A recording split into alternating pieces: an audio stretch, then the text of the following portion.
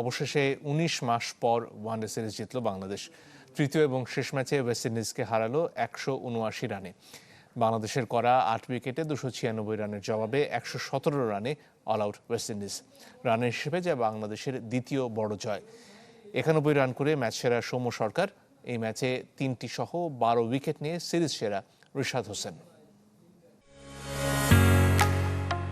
ঢালাইয়ের সেরা premier cement.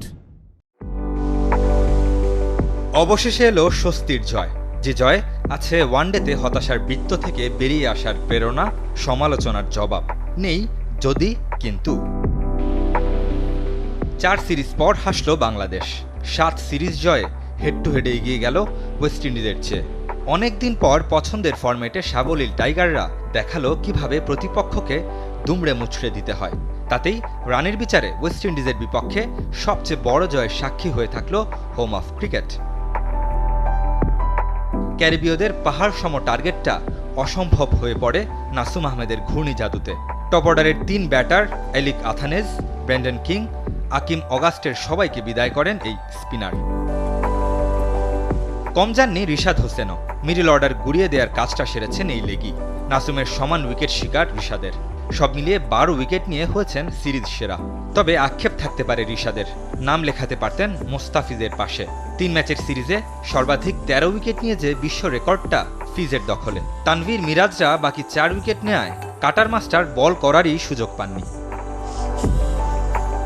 মিরপুরের কালো পিচ আরও একবার ভালো। সাইফ হাসান, সৌম্য সরকার প্রমাণ করেছেন এই উইকেটে বড় স্কোর করা সম্ভব।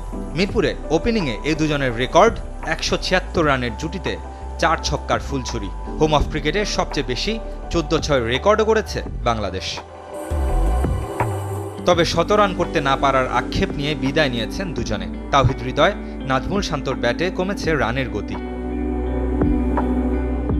শেষ ৪৪ রান তুলতে হারিয়েছে ৫ উইকেট। ৩০০-র কোটা পেরোনো হয়নি টাইগারদের। তবে সহজ জয় তা বাধাও হতে পারেনি। এমন জয় নিশ্চয়ই দেবে আসন্ন টি-২০ সিরিজে আত্মবিশ্বাসের রসদ। রেদওয়ান শুয়েব, চ্যানেল 24।